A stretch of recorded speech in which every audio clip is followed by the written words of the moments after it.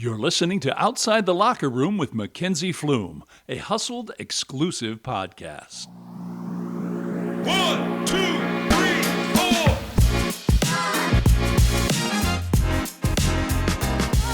Okay, so today on Outside the Locker Room, I'm excited to welcome a member of the Ashland University women's basketball team. She was a part of the 2022 undefeated national championship team, earned NCAA Division II Elite 8 All-Tournament first team, all Great Midwest honors. We have to shout out the academics too.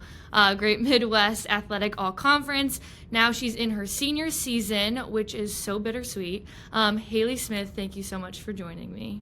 Thanks for having me. I'm so excited.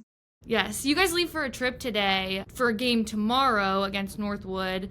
You got your guys' first GMAC game of the season.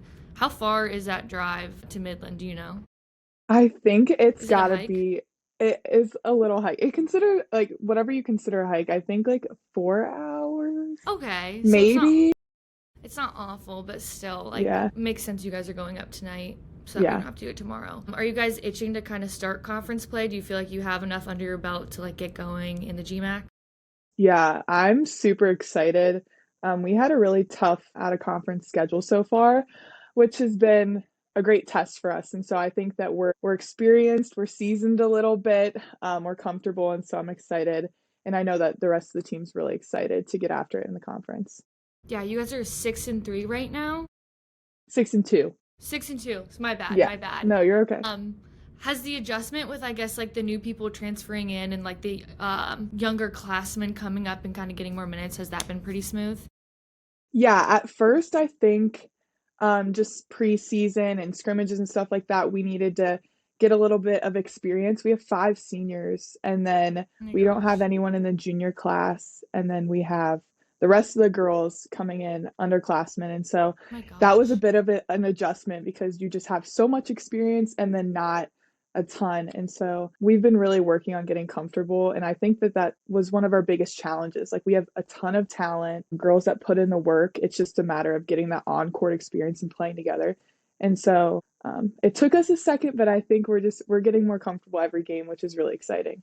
Yeah. Well, let's kind of talk about like basketball growing up and how like that played like a role in your life and stuff. So you grew up in like Canton, Ohio. When did you start playing basketball competitively? Did you play other sports? When was basketball, I guess, the sport too that you decided, okay, like I want to take this and run with it?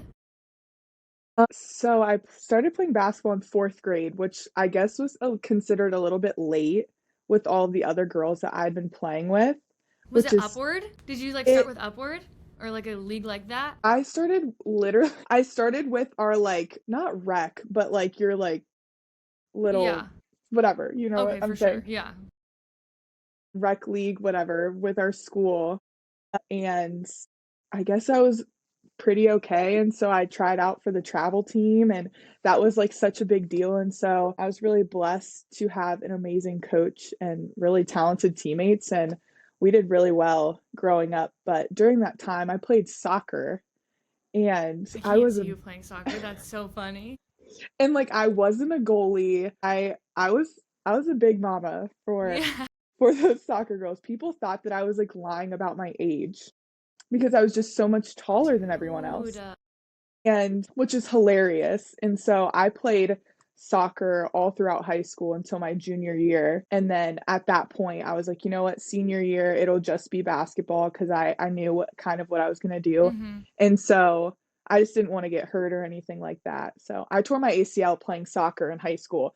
And so I was just like, you know what, we're This cool sport is for our not for last me. year. Yeah. But I loved it. But yeah. People, I mean, soccer is so aggressive too. I feel like people are just going for your knees at all times. Like Yeah. you cannot like be safe and play soccer, I swear. I Mm-mm. remember you telling me in high school, I don't remember what year it was, but you transferred high schools at one point. Mhm. Yeah. Did you transfer specifically because of sports or like what went into the decision to go to a new school? So my junior year, so all throughout like growing up and up and through my junior year, I went to Glen Oak, which is in Canton. And then I decided to transfer to St. Thomas Aquinas in Louisville, Ohio. Okay. My older brother had graduated from there, and just some differences with the previous school. So I decided to transfer. And so I got to play half the season that year, but I had to sit out the second half in the tournament just because of rules. Oh my gosh, that stinks. Yeah. But COVID hit and it was just kind of like Okay, a yeah. messy year in general. So praise God, like now I'm here and Mm-hmm. I've had an amazing time. And so I wouldn't trade anything. But yeah, that was kind of just like a yucky year with COVID and life looking different. But You mentioned your older brother. You grew up with two brothers, a younger and an older. mhm.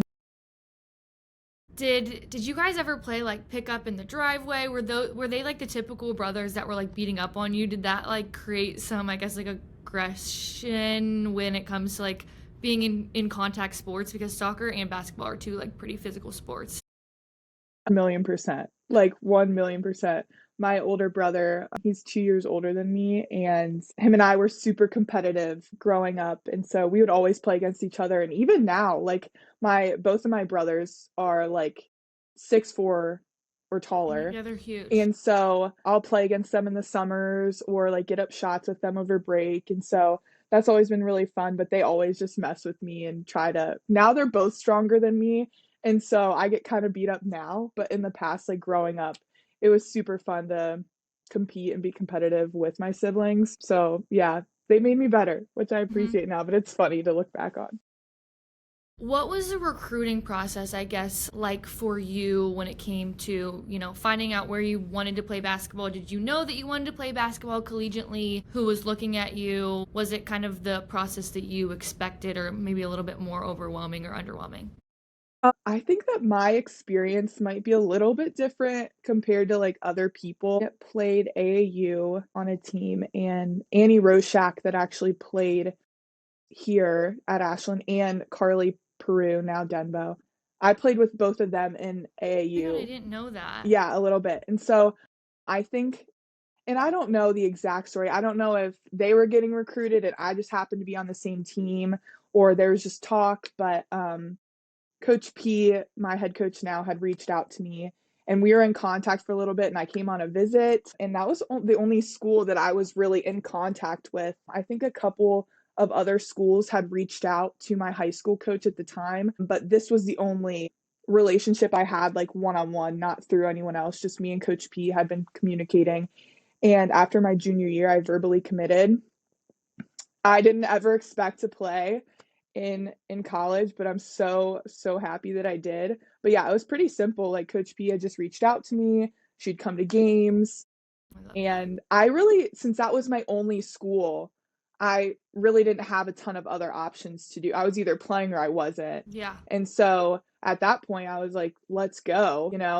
A lot of girls and people just can get caught up in that like D1 Mm-hmm. hype, which playing at Ashland, like you are playing at an extremely high level, even if you're D2. We're competing for a national championship every year. I was blessed to be a part of a championship team and we win conference, and that's just the expectation for our program. And so I was super excited to play, and that was kind of my experience, even though it's kind of simple and short. It was cool.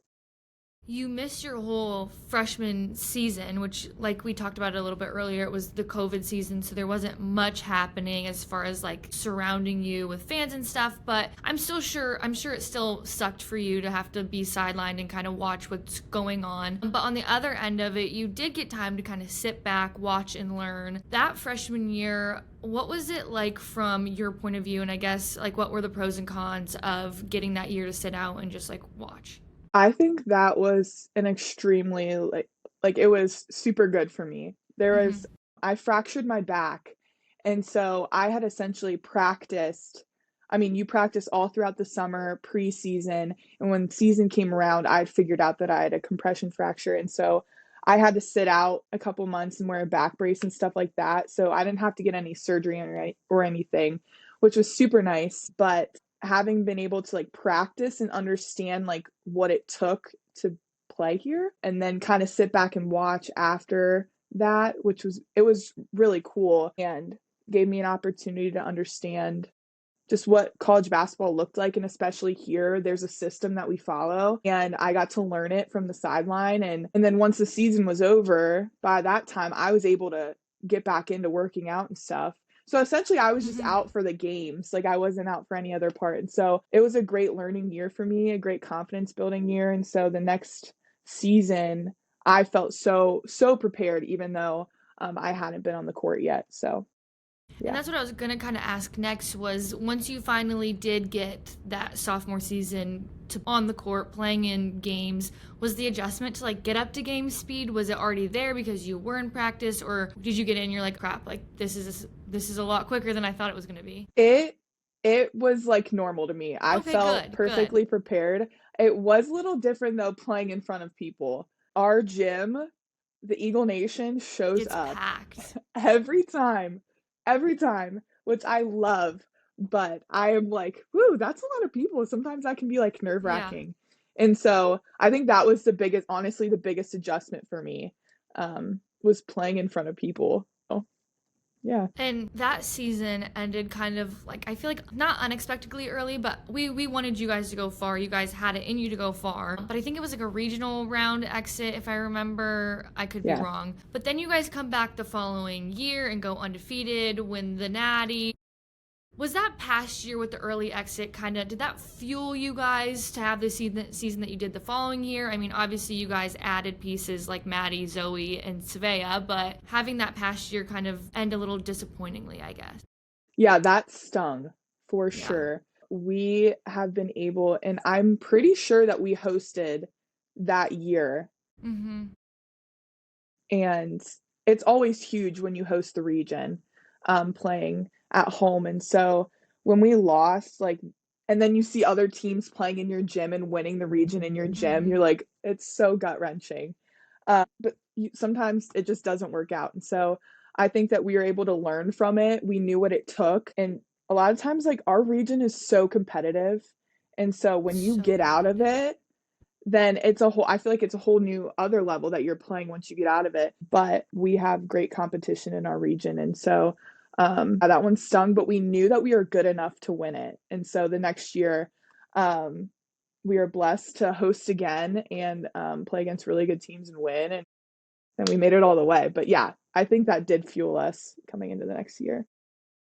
That season, the season that you guys went undefeated and won the championship, it seemed like everyone was so even-keeled despite all the success. Like, you guys never got too high. Did you guys feel that as a team, or was there like an inside pressure or like anxieties among the locker room that we didn't see, that you guys were like, oh crap, like we are getting like, not like overwhelmed, but just like having that success, I feel like there can be a lot of pressure that comes with it. I definitely think it was, I don't know if this is going to make sense, but it was just kind of like, my gosh, this is real. Like, I can't believe this is real. And whenever we had won, I still struggled to like understand what we had just done. Mm-hmm. And that, honestly, I am like blessed to have had that perspective, because we preach that our identity is not in the game, and we made it as far as you can go and we won. And still, life's so much bigger than that, you know? And so throughout winning those games and like the pressure maybe building up at the same time, we just tried to focus on being really present and being humble and focusing on like one game at a time, you know, because we played in Ashland, and then we had 2 games in Missouri, and So they were random. huge I'll games. never understand Yeah. though why they like in the middle of nowhere. Yeah, Missouri, you know what, we've played there a decent amount of times. We opened up our season there this year, that Oh same my place, gosh. which was funny and like a little bit of a throwback. But yeah, we had played in Missouri, and then that was the anniversary for Title IX, the year that we won. Mm-hmm. And so we had to wait for the Division I to catch up, because our just schedules were a little bit different. And so we had to wait a week, and when we went to Dallas, that was unreal. Like, I was like, okay, this is actually happening, you know? We had an event, and women's basketball, that was the year that it was blowing up. Like Caitlin Clark, Angel Reese, all of those girls it had really kind of blown up on social media. And so we had an event that all of the divisions were at. I'm seeing, like, I was in line getting food, and in front of me was Caitlin Clark. And Had to I be like was a like, fever dream. Like, what is happening? Like, why am I here? I was just like, is this real? Like, is this real? And it's so funny because in the Division 1, they're like all taller, they're a little bit more athletic, like it's just a little different. And like Caitlin Clark doesn't look that tall on TV. She's my height and I'm 6'1". Like it was just such a weird moment. And you see like South Carolina, all of those people and coaches, and it was honestly unreal. And during that time period, I think you just caught up to it. You're like, "Oh my gosh, we just won the regional and we're on our way to like another big game, the Final Four or whatever." And so it just took a second to like kind of register. But yeah, just thinking back, it's just crazy. It's crazy to me. It's crazy. Well, I remember the event because I think my like Jacob Hoffman was doing content for you Hmm. guys, and he was like, "Oh my God, Kim Mulkey just walked into this event. Like, Yeah. what is going on?" But then you guys also got to, after winning, which was crazy, you guys got to hold the flag for the Hmm. Division 1 game between LSU and Iowa Iowa. for the national anthem. I mean, you kind of already talked about it, but like, what did those moments mean to you, just like looking back? I mean, you just said it was kind of like a fever dream, but do you think about it and you're just like, oh my God, I can't believe like I was Yeah. actually a part? Because I mean, like you said, Title IX, so you guys were a part of that, but then all three divisions were there. You're in, an NBA arena. Yeah, winning the national championship is hard enough, like that is an amazing experience. But I just often think back, I'm like, what a year to win it too. Mm-hmm. Like, what a The year. best. Yeah, I was so blessed to be a part of that. And it was really cool too, just to see how much, again, like women in sports has blown up. And even though that Division 2 and maybe Division 3 don't get the same recognition, I think that we just still felt really a part of the experience, highlighting all divisions, and hopefully people in other sports felt highlighted too. Just that Title IX was huge, and so that was really cool to be a part of. And still, I'm just like, oh my gosh, we were holding the flag for the national anthem, and we had to do a practice run the day before, and it was fine, whatever. So we go out and we do it obviously before the game, and I'm turning around, and Iowa's team was right behind us, and their head coach and coaching staff was talking to us like, "Hey, like congratulations!" Oh, Like that's we're like awesome. waving the flag, like turning back talking to the Iowa coach, and I was just like, "What is my life right now?" And there What were is so life? many celebrities there too. Like, it was a huge deal. That's so cool. Yeah, it was fun. Well, your coach now, Carrie Pickens, won the national championship, I want to say back in 2012 as a player, back when she was Carrie Doherty. Mhm. I've interviewed her. I think that she's just one of the most amazing women and like leader that I've ever met. What's it like playing for her, like from a player's perspective?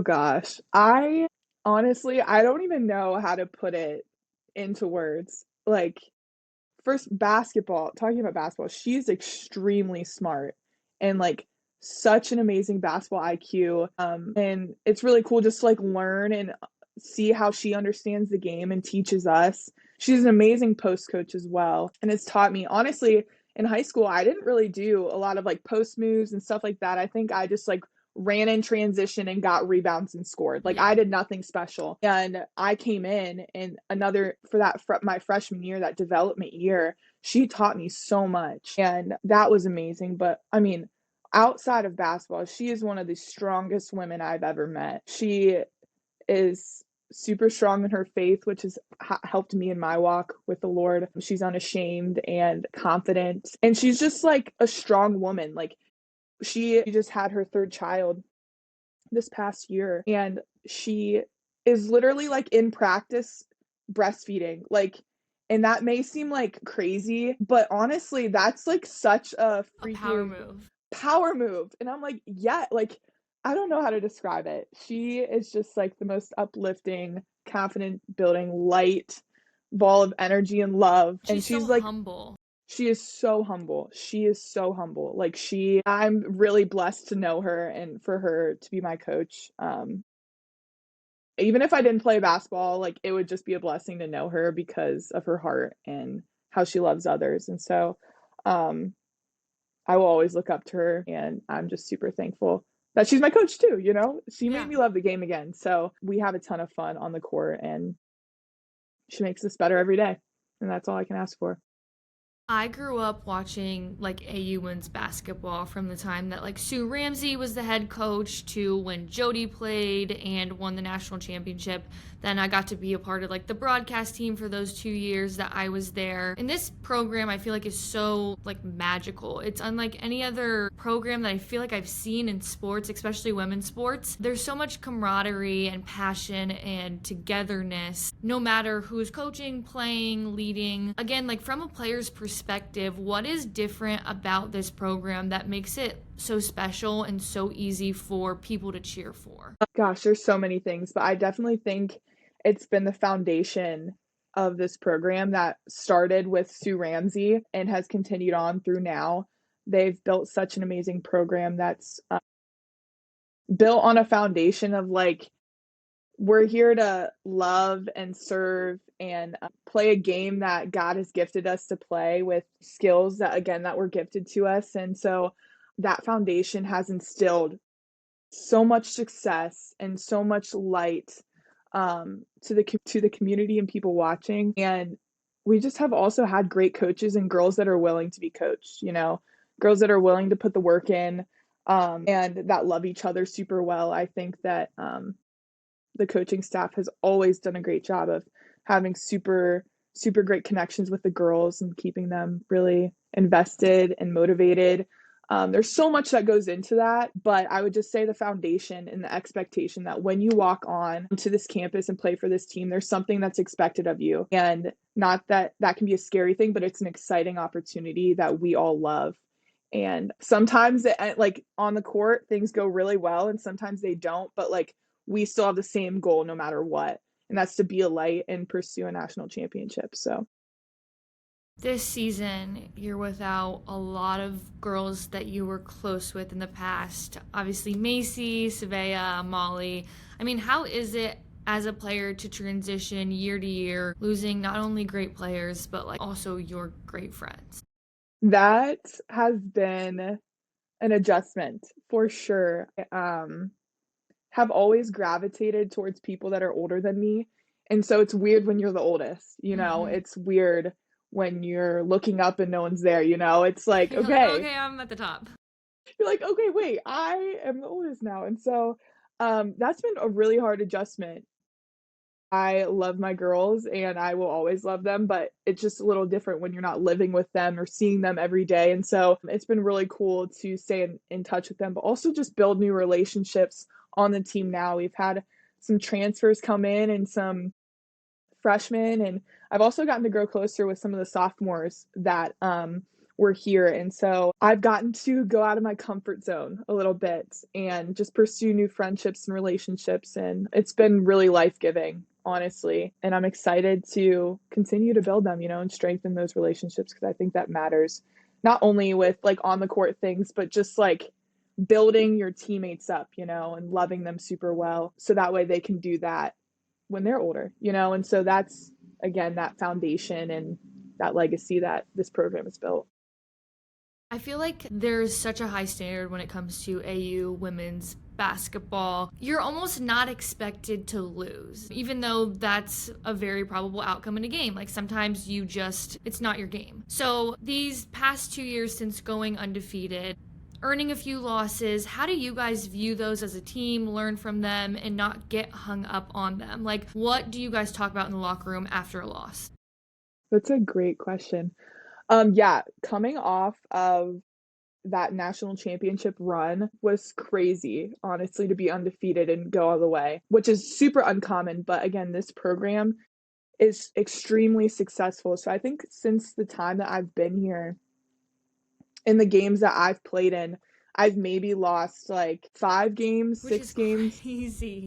And so that's like, I mean, again, just a testament to the coaches and this program and my teammates. But yeah, it does make it a little hard when you lose, though. You know, we started off this year with a loss. And as a leader, as a senior, that was like a hard pill to swallow, because of just the legacy again that's been built with not losing a ton. And so Yeah. we just learned from it though, honestly. Again, like our identity isn't in the game, it's just a game. And so sometimes you lose and that's okay. Again, we just want to focus on us. And if we're doing what we need to do and we play a really good game and sometimes the shots just don't go in, then that's okay. We can learn, we can grow. It just is an issue if we're losing and we're not doing our disciplines really well. We're not being tough on the court. We're not executing plays and scout, that's when it starts to become an issue. And the response to that is a little different than the response to, you know what, that was a great game. Sometimes it just doesn't work out in your favor.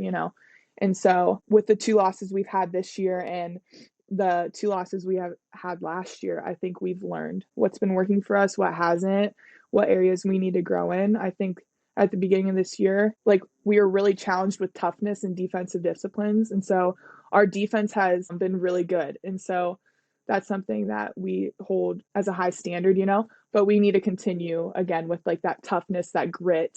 Sometimes when the experience is different, some people need to step up and some people still need to learn it, Yeah. And so that's been a good balance of learning. And I think as we've had more games, we've been able to kind of really understand what each player is expected of, And so sometimes when you lose, it hurts really bad, but you learn from it and there's nothing else you can do but like move on, Yeah. So I think in high school it's just so cheeseball, but our coach would be like, flush it down the toilet. It's such a high school thing to say, but it's true. Just like let it go. You have to.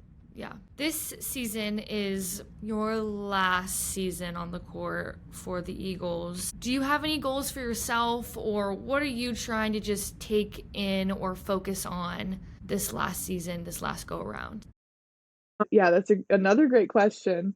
I do have some goals individually on just some performance, like on the court things, that I'm excited to continue to work towards, just like rebounding and scoring and playing great defense. Like those will always be goals of mine, but more importantly, like we're always pursuing a conference championship and a national championship. And so that's at the forefront.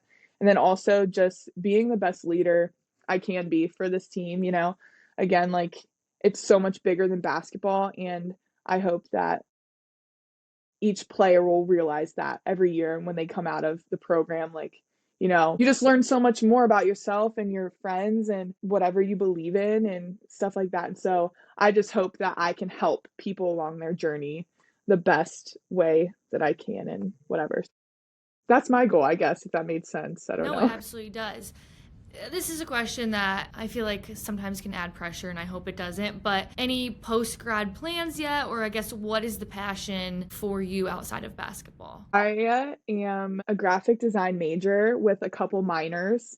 And so I definitely like have a dream of working for a professional sports organization like the NBA, the NFL, maybe like a collegiate conference, whatever. Absolutely.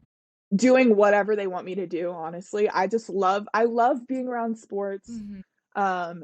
And the atmosphere, the environment is so fun. And so I don't really know what I'm gonna do yet, but that's like kind of the end goal for me. Okay. So just kind of figuring out what I like and who will take me, But Well, you're in the right industry because, like, I feel like social media and graphic design and stuff for sports is huge right now, and it's, like, only on the up and up. So that is definitely a good place to be. And, I mean, I've seen some of the stuff that you, like, have done and edited, and you're great at it. So I have no... And you have the personality for it. Like, I have no doubt that you're gonna find a job and be successful in it, in the sports industry. Okay, so lastly, we're just gonna end with a fun little game of like superlatives. You're gonna give me a teammate, past, present. You can even do coaches. I don't care. So like, who's most likely to, or okay. Gosh. So, okay, let's do it. Let's say, who's most likely to start a spontaneous dance party? Oh, gosh. I would say Savea or Macy from For sure. past seasons. Yeah. Who is like the secret snack provider? Somebody who always has a snack on hand ready to like go. Morgan Yoder. Do you know what like her go-to snack is? Oh gosh. I feel like she always has like applesauce or like some type of Mott's gummies, and Annie Okay. Roshak always had snacks on her too. So yeah, they always had that fun stuff. Who is the sunshine on a cloudy day? Gosh, I have two. I would definitely say Macy and Kate. Kate's a sophomore on the team now. She is just a ball of light all the time.